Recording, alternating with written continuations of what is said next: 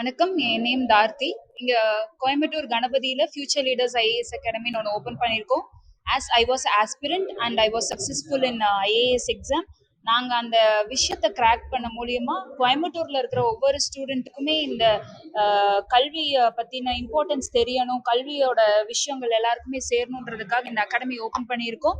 இந்த அகாடமியில் பார்த்தீங்கன்னா ஒவ்வொரு குழந்தையோட சேஃப்டியுமே நாங்கள் என்ஷூர் பண்ணுற விதமாக தான் இந்த அகாடமி ஓப்பன் பண்ணியிருக்கோம்.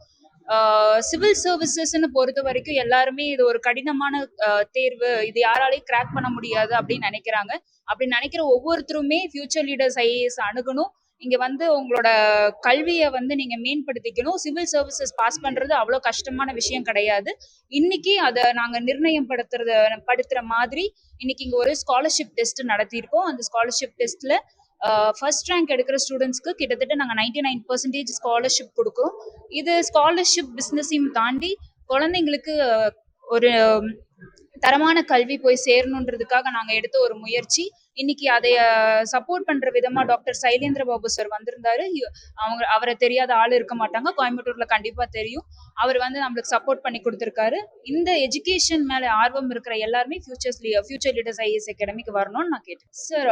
டிஸ்கவுண்ட்ஸையும் தாண்டி ஸ்காலர்ஷிப் டெஸ்ட்னு ஒன்று நடத்துறோம் சார். இந்த எஜுகேஷன் மேல ஆர்வமா இருக்கிற ஸ்டூடெண்ட்ஸ்க்கு வந்து அந்த எஜுகேஷன் ரிலேட்டடான கொஸ்டின்ஸை மட்டும் எடுத்து அதுல ஸ்காலர்ஷிப் டெஸ்ட் வச்சிருந்தோம். ஃபர்ஸ்ட், செகண்ட், தேர்ட் ரேங்க் எடுக்கிறவங்களுக்கு 99% வரைக்கும் டிஸ்கவுண்ட்ஸ் கொடுத்துருக்கோம்.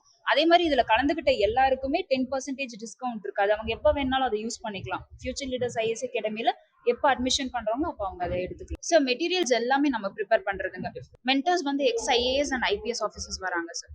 நம்ம அந்த கல்வியை வந்து அவங்க என்விரான்மெண்டல் பேசிஸ்லயும் இருக்கணும்ன்றதுனால ex IAS, IPS officers, retired officers வராங்க. கோயம்புத்தூர்ல இப்ப வர அதிகாரிகள் வந்து கோயம்புத்தூர் பேஸ்டா இருக்கிறது இல்லை சார். இருக்கிற ஆளா இருந்தனாலதான் சைலேந்திர பாபு சார் நான் இன்னைக்கு இன்வைட் பண்ணேன். ஒவ்வொரு அதிகாரியும் நம்ம எந்த இடம்ன்றதை பார்த்துக்காம அவங்க கிட்ட இருக்கிற ஒரு சில கேரக்டர்ஸ் நம்ம எடுத்துக்கணும் சார். ஒரு சிவில் சர்வீசஸ் தேர்வு நடத்துறாங்க அப்படின்னா அது அந்த தேர்வை வந்து முன்னாடியே நம்மளோட பாஸ்ட் சீனியர் ஸ்டூடெண்ட்ஸ் எல்லாம் என்ன பண்ணிடுறாங்கன்னா அது ஒரு கடினமான தேர்வு, அதை நம்மளால பாஸ் பண்ண முடியாது, நம்ம ஒரு 50% ட்ரை பண்ணும்போதே அதை வந்து ஸ்டாப் பண்ணிடுவாங்க. என்னை பொறுத்த வரைக்கும் எந்த ஒரு தேர்வுமே இது வரைக்கும் கிராக் பண்ணாத மனுஷங்களே கிடையாது. அப்போ அந்த மாதிரி மனுஷங்க கிராக் பண்றாங்கன்னா அது ஒரு ஈஸியான தேர்வு தான். அதுக்கு சரியான மென்டார்ஸ் தான் நம்மளுக்கு தேவை. இங்க ஃபியூச்சர் லீடர்ஸ் ஐஏஎஸ் அகாடமியில மென்டார்ஸை பொறுத்த வரைக்கும் எந்த ஒரு வகையிலையும் காம்ப்ரமைஸ் பண்ணாத விதமா எக்ஸ்-ஐஏஎஸ் அண்ட் ஐபிஎஸ் ஆஃபீஸர்ஸ் தான் சார் கொடுத்துருக்கோம். அதனால அந்த ஒரு ஐபிஎஸ் ஆஃபீஸர்ஸ் இருந்து நீங்க கத்துக்கும் போது, ஒரு ஐஏஎஸ் ஆஃபீஸர்ஸ் இருந்து கத்துக்கும் போது அதோட அவேர்னஸ் உங்களுக்கு ரொம்பவே ரீச் அதிகமா இருக்கும் சார்.